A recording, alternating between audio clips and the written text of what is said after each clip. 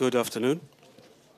Very welcome to the press conference of the European, I dare say, this criseless European Summit. I give first the floor on President Van Rompuy, afterwards President Barroso, and at last Prime Minister Zapatero. Thank you, dear colleagues, ladies and gentlemen. Today we had the first normal meeting of the European Council since I came into office. A real welcome change. Of course, our agenda is still dominated by the crisis, the financial crisis, economic crisis, monetary crisis in some sense. Problems are not over.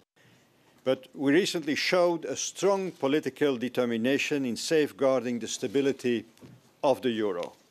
And I was happy to note today that all colleagues were committed to use the same resolve to enhance our long-term economic strengths.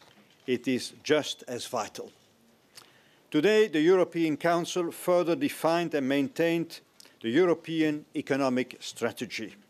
We adopted a series of decisions and guidelines, which you will find in the conclusions. We continue to build up a shared sense of economic direction.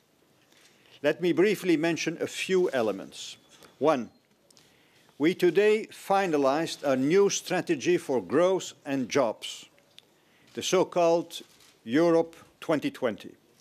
It will set things in motion in the real economy. Two, regarding the financial sector, our priority is to have a solid and healthy banking system. We agreed that the so-called stress tests of the banks will be published at the latest in the second half of July. We want a speedy agreement on the financial supervision package. There's negotiation going on between the Council and the European Parliament. We ask the Commission to quickly make proposals on naked short selling and credit default swaps. Furthermore, we took a decision on the principle of a bank levy. This will contribute to a fairer burden sharing of the costs of the financial crisis and to a greater stability of the financial system. Three, regarding public finances, everybody recommitted to fiscal sustainability. We also agreed on a differentiated exit strategy between those who have more and those who have less fiscal space. The European Council also approved the first orientations of the task force. As its chairman, I briefed colleagues over luncheon on our progress. The European Council approved the provisional conclusions on a stricter supervision of the budgets and of competitiveness. I am convinced that this will enhance the stability and the growth potential of our economies. We will strengthen the Stability and Growth Pact, both in prevention and in correction. These proposals may, judged on themselves, seem a small step. Together, however, they result in a leap forward. Everybody now acknowledges that economic decisions in one member state concern us all. Moreover, this is not the end of our work. We briefly touched also on economic governance. You are aware that there was a debate about this. We have decided to be pragmatic and operational, as I proposed in Berlin on June the 10th. For instance, we need to avoid creating dividing lines between the 27 EU members and the 16 members of the Eurozone. Therefore, the Eurozone will only meet at summit level if necessary, and under my chairmanship, just as we did twice recently in March and in May. European economic governance must be undertaken in accordance with the roles of the institutions as laid down in the Lisbon Treaty. There is no need to create new institutions. It is essentially a matter of working better together.